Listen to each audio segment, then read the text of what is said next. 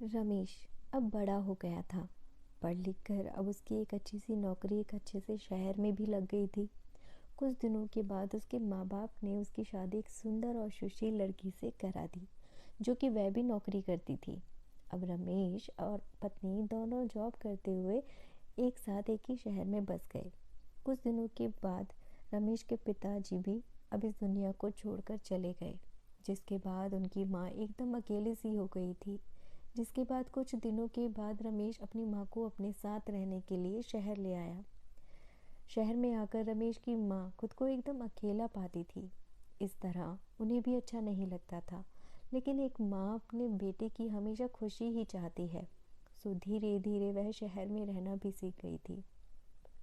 लेकिन रमेश और उसकी पत्नी हमेशा अपनी माँ को समझाते रहते थे कि ऐसा मत करो, ये मत करो। मतलब कि वे अपने आगे माँ को गांव के गंवार की तरह ही समझते थे। लेकिन माँ का दिल तो हमेशा से अपने बच्चों के लिए बड़ा ही होता है। सो वे सभी बातें चुपचाप सुनकर हाँ में हाँ मिलाती रहती थी। एक दिन की बात है।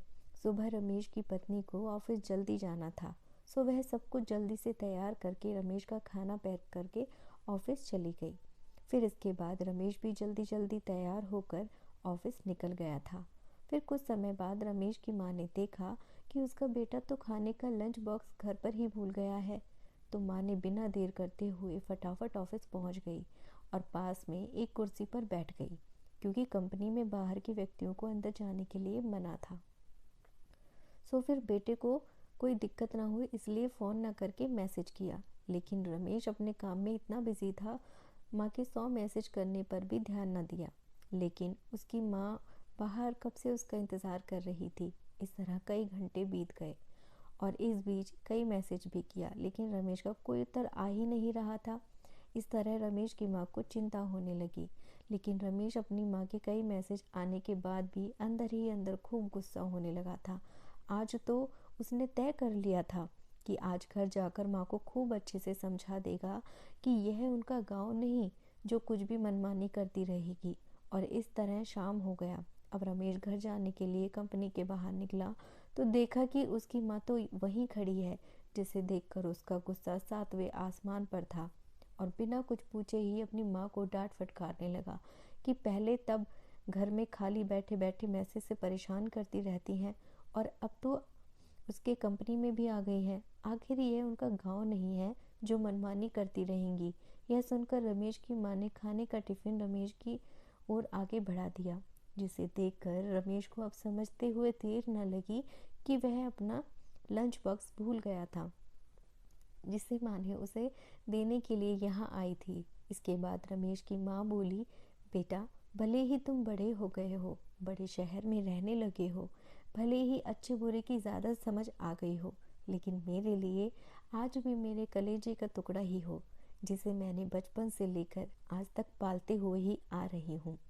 रमेश को अब आंखें खुली की खुली रह गई कि आखिर उसकी माँ उसकी परवाह करते हुए खाना लेकर आई थी, जिसे वह बिना सोचे समझे अपनी माँ को डांटे ही जा रहा था। अब वह अपने किए हुए पर बहुत पछता रहा था, जिसे देखकर माँ ने उसे एक बार फिर से अपने गले से लगा लिया। और इस तरह रमेश आगे से खुद को माँ के लिए बदल लिया। अब उनकी पहले से ज़्यादा अच्छे से देखभाल करने लगा था, जिसके माँ को जिसके बाद माँ को शहर भी अच्छा लगने लगा, क्योंकि अब उसका बेटा फिर उसे मिल गया था। इस कहानी से यही शिक्षा मिलती है कि एक तरफ जब हम पढ़ लिख कर खुद को ज़्यादा ही समझदार लगने लगते हैं, जिससे जाने अनजाने में माता पिता की बातों को गलत साबित करने में लग जाते हैं, लेकिन हम सभी ये भूल जाते हैं जिस माँ बाप ने अपने बच्चों को खुशियों के लिए अपनी खुशियों तक का त्याग कर दिया हो, वो भला माँ बाप अपने बच्चों का कैसे बुरा कर सकते हैं।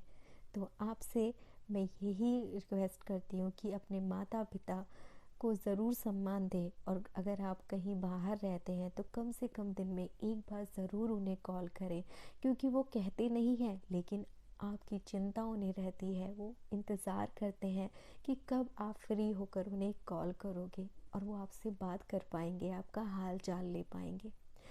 तो प्लीज़ एक कॉल अपने घर ज़रूर करें अपने परिवार में।